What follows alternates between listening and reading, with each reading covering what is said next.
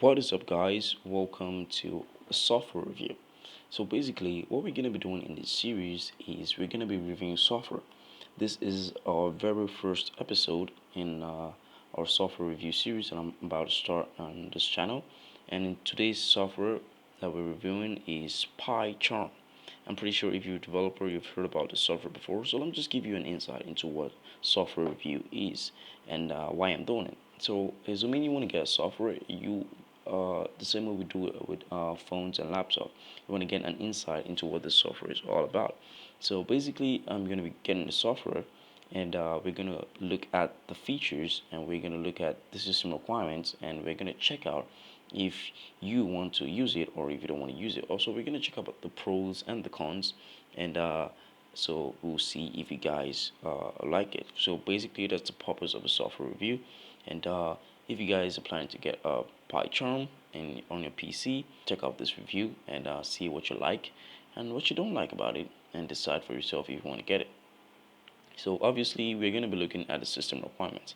I am on a Windows PC, so basically, first of all, you need to get the software you want to use, right?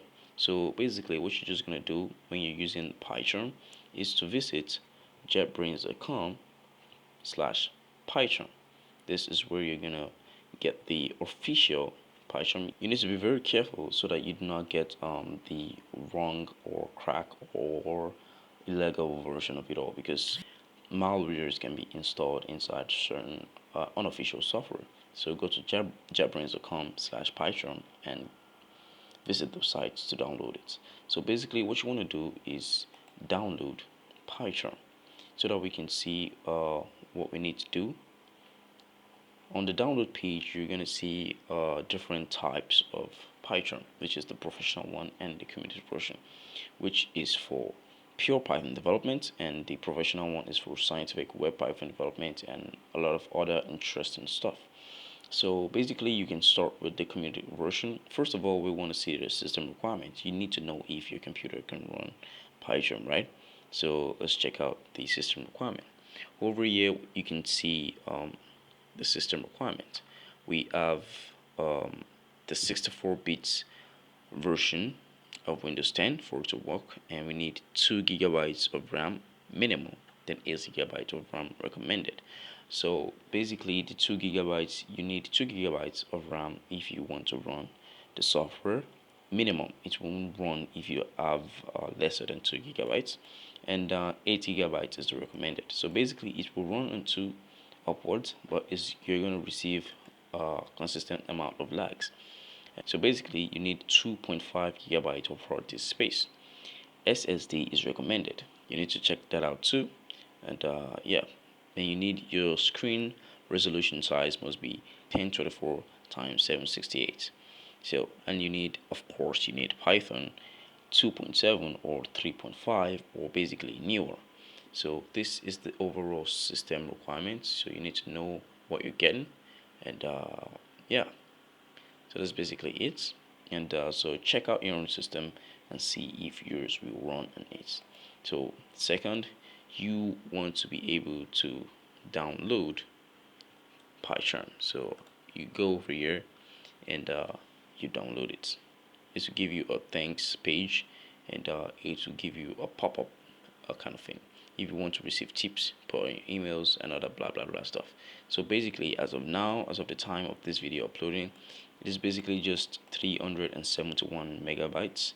So I have already downloaded mine. All you need to do is download this and save the file, and that's about it. Run the program. It should show you a bunch of install instructions. Obviously, you should be familiar with that, and yeah, click the install instructions, accept the terms, and install and run the program. But when you run it for the first time, it's going to ask you to do a couple of things. Part of the options will be create a project. So what you need to do basically is create a project. For you to work with Pycharm, the first thing you need to do is create a project. So you can name your project whatever you want. As you can see, I have named mine practice. As you can see over here, let me make that, yeah, practice. So you can go ahead and name yours that, since, or whatever you want to name it. Honestly, it really doesn't matter. Just call it whatever you want. And if it asks you to click or select an environment, of course, virtual environment, then Python 3.9. I'm using 3.9. It should show you whatever it is you're using. You should leave all of this, don't touch it up, except you want to change the location by yourself. You can do that by clicking over here, then it will bring up a bunch of stuff. But my recommendation basically is to not touch all of this here, especially if you're new to the software, so that you cannot mess with some things that you're not meant to mess with, so that it won't frustrate your total experience. So once that is once you've done all of that, click the create button. Then it will start loading up some files, and it might take a minute or two. Then once it's finally loaded up, it should be greeted with this. So first of all, you need to check out your project panel, and yep, we should check out some of the things that are over here. So basically, you're going to see your main file here, which is your main Python file where you're going to write all the basic code and other stuff. So yeah, so basically now we need to review the old software. So when you are checking out for a new IDE, specifically a Python specific IDE, for example Python, in this case Python, which is Pycharm, we need to look for certain things. For example, we have IntelliSense, which will just automatically suggest some codes for us to use when we're typing. For Python, the IntelliSense is actually pretty fast, which means when you're typing a lot of code, you get suggested statements that you can use, and yeah, the IntelliSense is pretty smart. So yeah, you're gonna get some suggestions that are gonna be helpful. So let us take a look at the top navigation. We have the file. What is in the file is of course basic stuff like new project, new scratch file, open project, save as, open recent, and some bunch of other stuff. As you use the software, you're gonna know more about all this things. Like I'm not gonna go too deep into what all this actually does because this is not a tutorial. You can actually find the tutorial on the official website, and it's pretty easy. On the edits, we have some of basic editing stuff like copy, cuts, undo, redo, delete, paste, and other basic stuff. We have to navigate, and the most important thing though that you would want to see is the settings.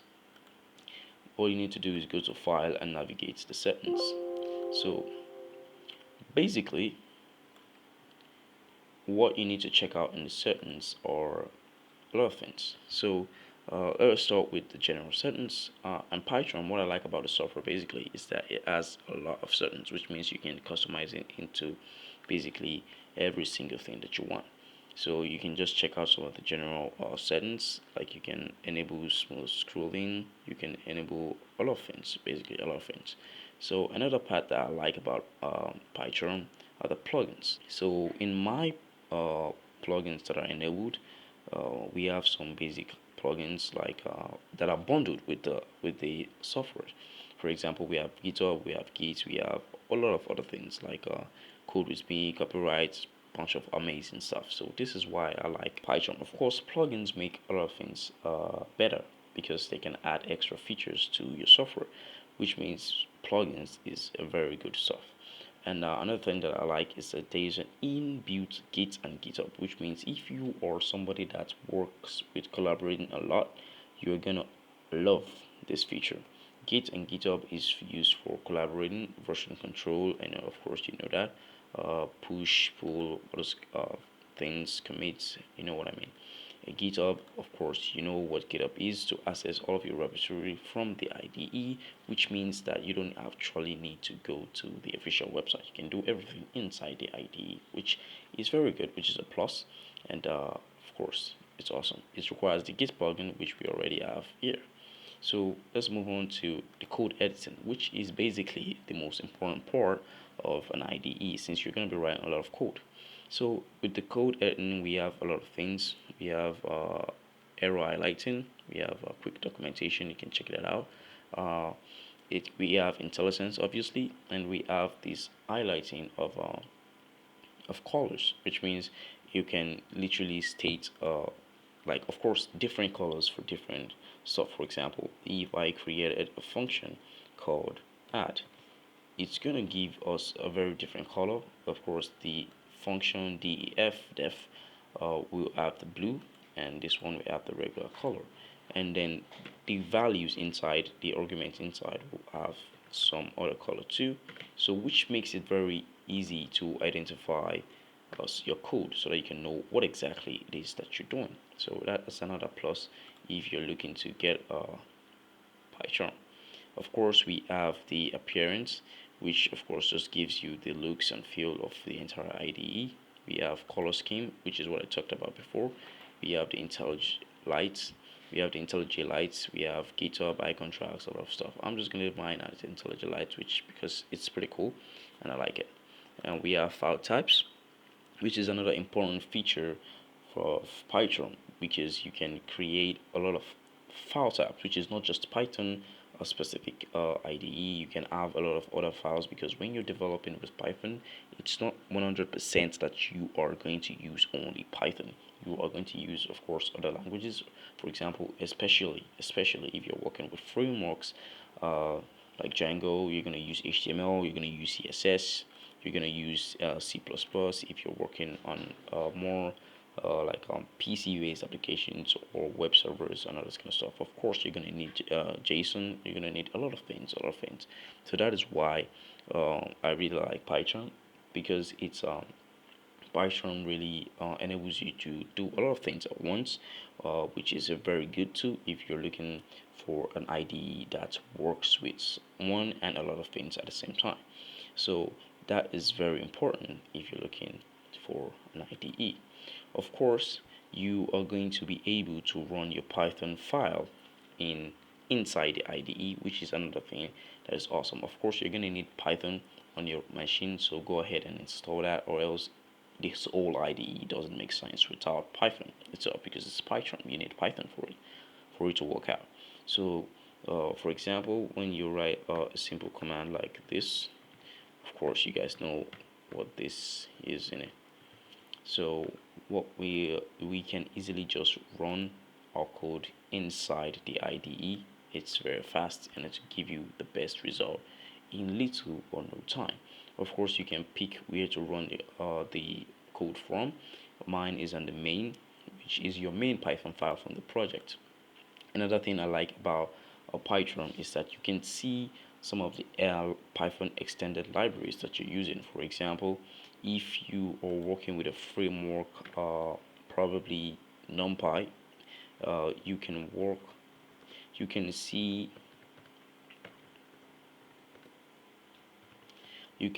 basically all of your extended libraries over here. All you just need to do is go to packages, or and you can check out everything. Of course, you can see NumPy over here.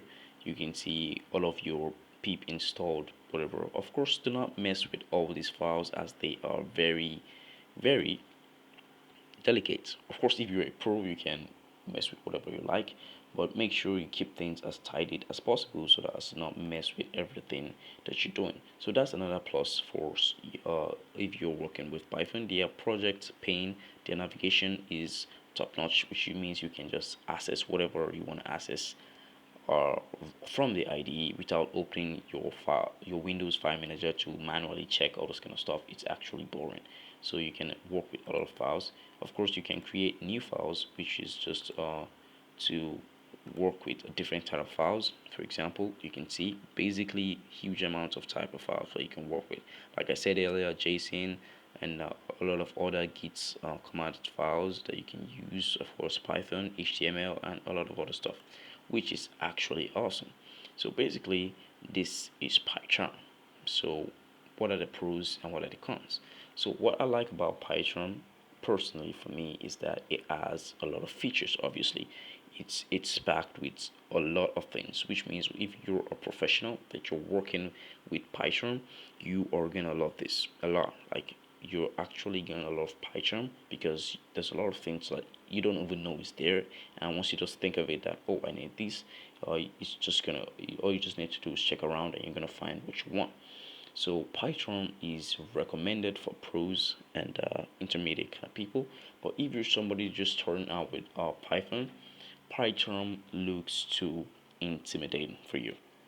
And I understand that the interface looks pretty clean, but when you start checking out complicated stuff, you realize that it's actually not that clean. It's really for advanced usage. It's not for beginner type usage. The debugging, the code, every single thing there looks advanced. So if you're a beginner, I wouldn't recommend Pycharm. If you're trying to run some Python code, use something basic, something like Visual Studio Code, or the inbuilt IDLE that comes with Python, something basic. So that's just basically it for me. But if you're somebody looking to actually develop something real with Python, then 100% Pycharm is a good fit. I would recommend this 100% for intermediate slash professionals. But if you're a beginner, it will not be that good for you to get Pycharm. So that's about it. Let me know what you guys think about this software review. Obviously, it's my first. I am looking for feedback. So if you watch this, just take some time to actually give me feedback and as to what actually is up with it, if you enjoyed it, and if you want to see more. And yeah, take care of yourself, and I will see you guys in the next one. Peace.